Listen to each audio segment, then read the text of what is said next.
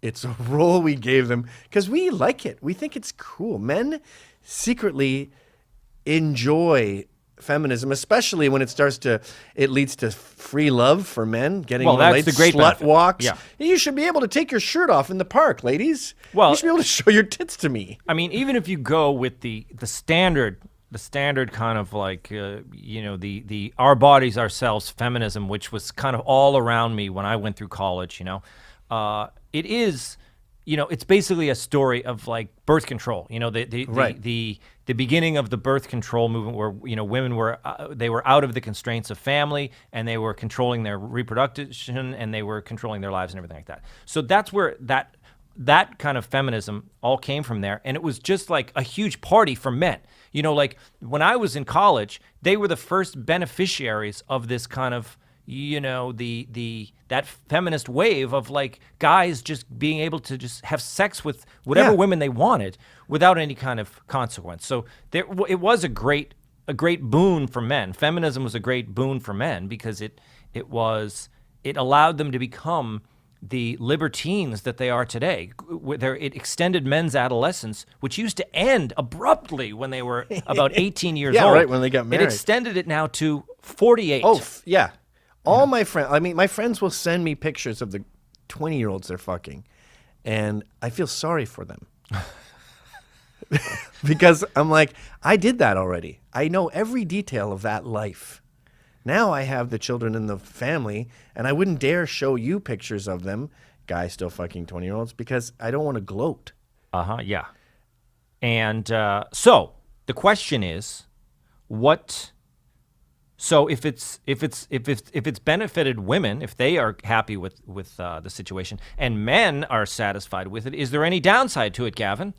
Women are miserable. Okay, as I've here gotten we in go. trouble for saying a million times.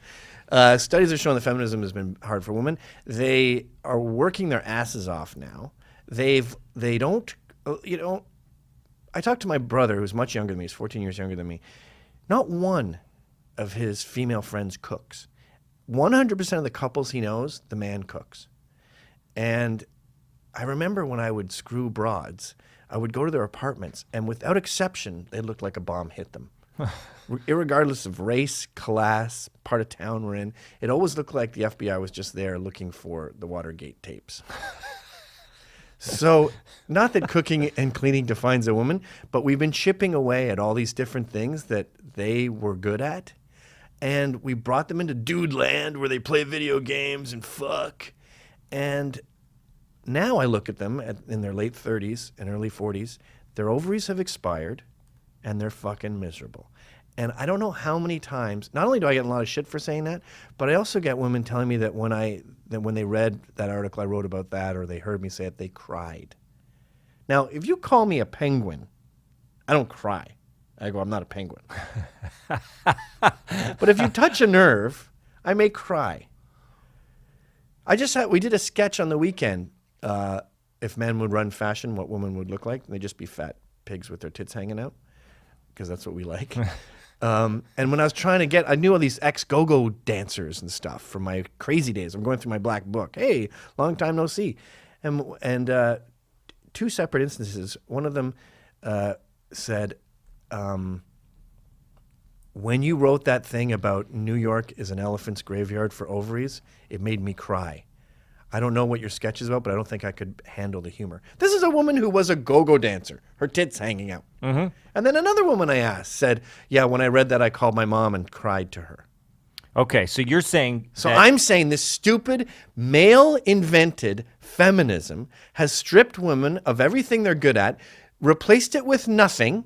It got them in the workforce, didn't reward them with anything, and here they are in pants, doing a man's life, sucking his dick, getting dumped when she gets old, and living alone with her dog, whom she refers to as her baby, and screams, "Mommy's home," at it when she gets home. But why? So what about the people who didn't cry when they read your article, when they said, I disagree, Gavin. 7%. I work at a law firm and I have a great time. 7% of the population is my gut. That's your gut. Well, I know 7% of married couples choose not to have kids. So from that, I extrapolate 7% of people weren't meant to have kids. And no one's denying that there are women out there who are meant to be in a man's world and thrive. Barbara Corcoran comes to mind, and I used to always use her as an example until I discovered that she spent $250,000 on fertility drugs trying to get some kids out of her body. And that sounds like an abortion. trying to get them in. Getting kids. Yeah.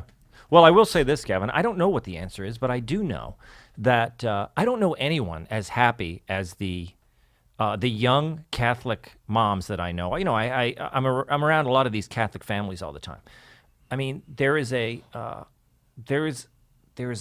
maturity and a calm and a wisdom and a happiness among these Catholic moms who are in their late 20s and they have a bunch of kids. I'm around these a lot, Gavin. I know for a fact that the editor of Jezebel, mulatto woman, I believe. Is that a correct term? I don't give a shit. Okay. Was at least once crying her eyes out to someone I know because she waited too late, her ovaries are dried up. And it's not looking good for a family. Now, this is their top brass. And even she is miserable. You can't have it all. I mean, if it's easier for people to digest, just look that up. Can a lady have it all? Can she have a career and a family? That's sort of the saccharine version of what I'm saying. And there's plenty on there. New York Times Magazine cover story. I mean, even the left has conceded that. What about The Good Wife? Did you ever watch that show? The Good Wife is propaganda preparing us for Hillary.